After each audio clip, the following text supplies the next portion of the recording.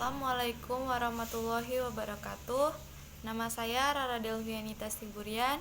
Saya dari Fakultas Ekonomi dan Bisnis jurusan Manajemen. NPM saya adalah 251.651. Di sini saya akan menjelaskan sedikit materi tentang akhlak terhadap Allah Subhanahu wa taala. Allah Subhanahu wa taala adalah Al-Khaliq, Maha Pencipta, yang telah menghidupkan manusia dengan ruh yang bersumber dari Tuhan, yang ditiupkannya ke dalam jasad manusia. Manusia memiliki dua unsur dalam dirinya, yaitu jasmani dan rohani. Adapun manusia diberikan potensi terhadap Allah Subhanahu wa taala, yaitu akal, pikiran, wahyu, khususnya bagi nabi dan rasul, dan juga nafsu bagi manusia. Adapun perwujudan akhlak terhadap Allah dapat terlihat dalam bentuk-bentuk sebagai berikut. Yang pertama, beriman, yakni meyakini secara mutlak akan keberadaan Allah Subhanahu wa taala. Dan rukun iman yang pertama adalah beriman kepada Allah Subhanahu wa taala. Sebagai salah satu manifestasi akhlak terhadap Allah Subhanahu wa taala, hal ini telah diperintahkan Allah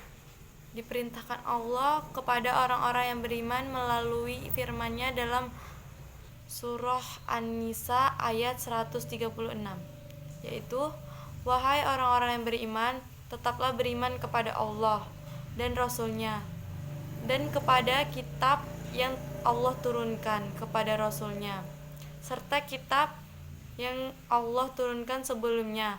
Barang siapa yang kafir kepada Allah, malaikat-malaikatnya, kitab-kitabnya, ras-rasnya, dan hari akhir, maka sesungguhnya orang itu telah sesat sejauh-jauhnya." Yang kedua, bertakwa. Secara sederhana, takwa diartikan dengan takut untuk meninggalkan segala perintah Allah, dan takut untuk melaksanakan segala larangannya.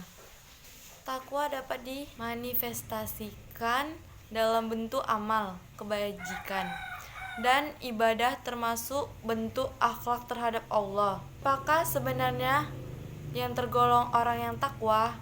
Pertanyaan ini dapat dijawab dengan memperhatikan firman Allah dalam surah Al-Baqarah ayat 2-4, yaitu yang berbunyi, "Kitab Al-Quran ini tidak ada keraguan padanya, petunjuk bagi mereka yang bertakwa, yaitu mereka yang beriman kepada gaib, yang mendirikan sholat, yang menafkahkan sebagian rizkinya kepada yang kami anugerahkan kepada mereka, dan bagi mereka yang beriman kepada kitab Allah, Al-Quran, yang telah diturunkan kepadamu, dan kitab-kitab yang telah diturunkan sebelummu, serta mereka yang akan adanya kehidupan akhirat."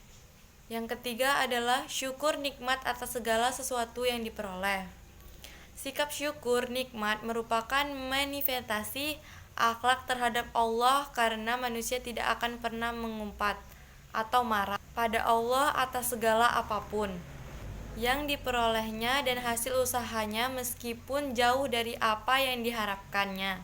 Syukur nikmat ini merupakan kemurnian keimanan kepada Allah, sebagaimana firman-Nya dalam surah An-Nahl ayat 121, yang berbunyi, "Lagi yang mensyukuri nikmat-nikmat Allah, Allah telah memilihkannya dan menunjukinya kepada jalan yang lurus." 4. Cinta dan ridho. Cinta adalah fitrah yang dianugerahkan Allah kepada manusia. Cinta yang utama harus ditunjukkan kepada Allah semata.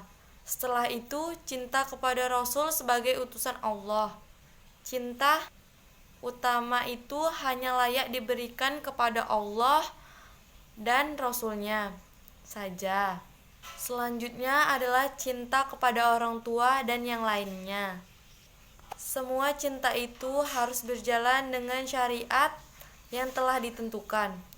Wujud cinta dan ridho kepada Allah adalah mencintai Allah lebih dari segala-galanya.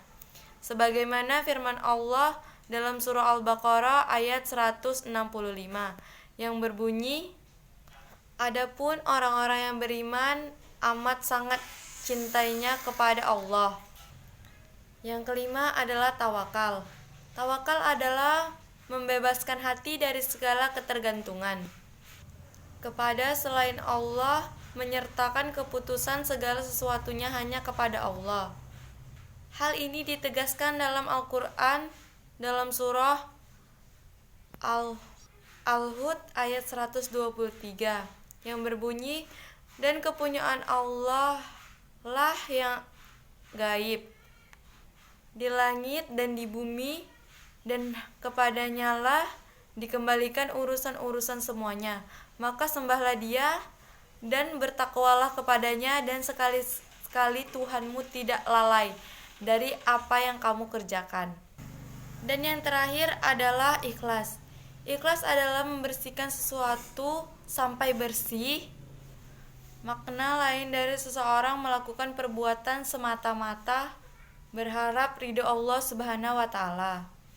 Ikhlas dalam melaksanakan seluruh perintah Allah serta menjauhi segala larangannya, termasuk bagian berakhlak kepadanya.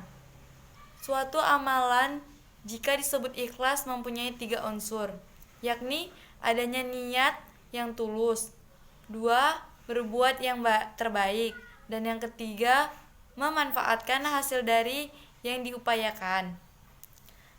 Kesemuanya bermuara pada pengabdiannya kepada Allah, tanpa pamrih dan tanpa mengharap imbalan apapun. Berarti telah melakukan amalan yang ikhlas. Sekianlah penjelasan saya mengenai akhlak terhadap Allah Subhanahu wa Ta'ala. Lebih dan kurangnya saya mohon maaf. Bila ada kesalahan-kesalahan kata, mohon diperbaiki dan mohon dimaafkan. Saya tutup sudah dengan wabillahi taufiq wal hidayah. Wassalamualaikum warahmatullahi wabarakatuh.